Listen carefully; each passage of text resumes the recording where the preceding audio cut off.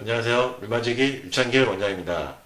오늘은 류마티스 관절염이 턱관절과 경추 1, 2번에 생기는 경우에 대해서 설명을 드리겠습니다. 턱관절은 여기 턱 부위고요. 경추 1, 2번은 목뼈의 맨 위에 부위입니다. 이 두 가지 부위에 류마티스 관절염 염증이 생기는 경우에 대해서 설명을 드리는 것입니다. 류마티스 관절염은 척추에는 발생하지가 않습니다. 그렇다면 척추에 발생한 것이 따로 하나 있죠?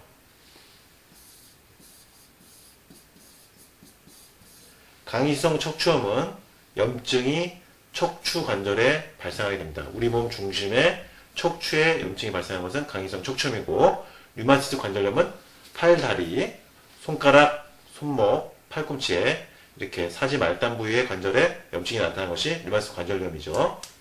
그럼 경추 1, 2번에 류마티스 관절염이 발생한 경우가 있는데, 경추 1, 2번의 위치는 척추의 맨 위에 있는 것이 경추 1번입니다. 목뼈 7개 중에서 맨 위에 있는 1번 목뼈가 지금 이 그림에서 보일 수 있는 부위고, 목뼈 7개 중에서 두 번째 있는 목뼈가 경추 2번입니다.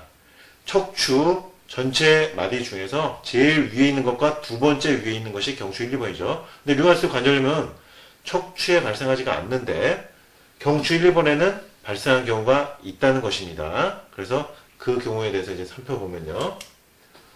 경추 1, 2번은 아까 옆에서 봤을 때 차곡차곡 포개져 있었죠. 위에서 보면은요, 이렇게 겹쳐져 있습니다. 그래서 경추 2번의 돌기가 이렇게 있고, 그리고 경추 1번이 반지처럼 싸고서 이렇게 돌아가는 구조로 되어 있습니다. 그래서 경추 1, 2번이 마치 관절처럼 유기적인 관계를 가지고서 움직이게 되는데, 류마티스 관절염 염증이 오게 되면 이 관절 간격이 좁아지면서 움직임의 제한이 나타나게 됩니다. 그럼으로써 통증이 나타나게 되죠. 턱관절은 여기에 있죠. 여기 보시면은 이렇게 관절로 이루어져 있고 디스크도 있는 것을 확인할 수가 있습니다. 제가 이제 임상에서 보면은 턱관절에 류마티스 관절염 염증이 있는 분들은 경추 1, 2번에도 영향을 주는 경우가 많고요. 또 어떤 경우를 보냐면은 경추 1, 2번에 류마티스 염증이 오신 분들은 턱관절에도 영향을 받는 경우가 많은 것을 확인을 하였습니다.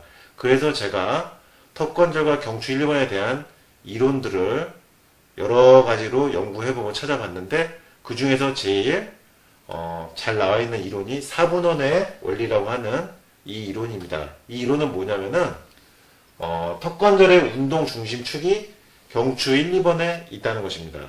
따라서 턱관절의 움직임은 경추 1, 2번에 영향을 많이 주고 있다는 것이 이 4분원의 원리의 이론입니다.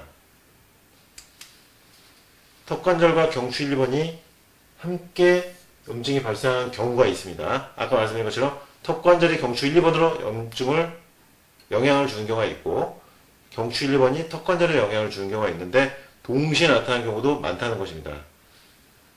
턱관절과 경추 1, 2번에 염증이 나타나거나 아니면 경추 1, 2번에만 단독으로 염증이 오더라도 나타날 수 있는 증상을 이제 말씀드리겠습니다. 목이 아프고 목을 가누기 힘들어진다. 경추 1, 2번은 턱관절과 두개골의 운동 중심에 상당한 영향을 미치기 때문에 이렇게 움직일 수가 없습니다. 목을. 그래서 몸통으로 이렇게 움직이게 되는 상황이 됩니다. 이렇게 고개만 돌리지 못하고 몸통까지 같이 움직이게 되는 상황이 발생하고 머리를 가누는 것이 굉장히 힘듭니다. 턱관절에 염증이 오면 턱이 벌어지지 않습니다. 그리고 턱관절에 염증이 오면 염증 때문에 턱관절이 아프죠. 턱관절에서 입을 벌리거나 할 때 소리가 납니다.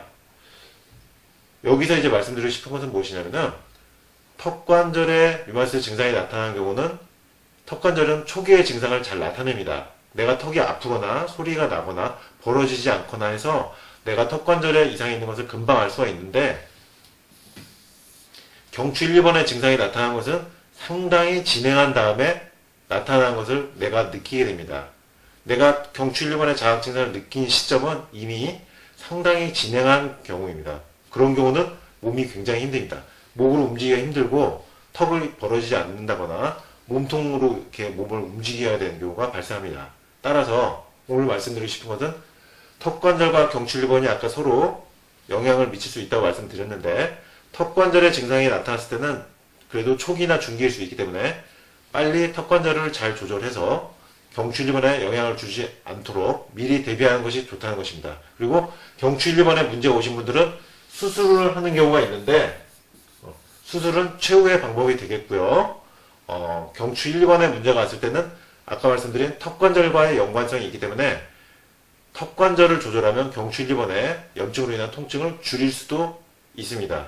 임상적으로 턱관절과 경추 1번이 상당히 영향성이 있기 때문에 가능한 일입니다. 따라서 턱관절만 아플 때는 미리 조심하고 잘 관리해서 경추 1번에 염증이 오는 것을 막고 경추 1번에 염증이 왔을 때는 턱관절을 조절해서 경추 1번의 염증으로 인한 통증과 운동 제한을 최대한 줄이도록 노력한다. 오늘 말씀드린 턱관절과 경추 1번 이 내용은 상당히 중요한 내용이므로 잘 이해를 해주시고 기억을 해주시면 좋겠습니다. 경추 1번의 증상이 나타나면 굉장히 진행이 많이 되고 통증이 심하다. 목을 가눌 수 없기 때문에 굉장히 불편할 수 있다는 거 꼭 기억해 주시고요.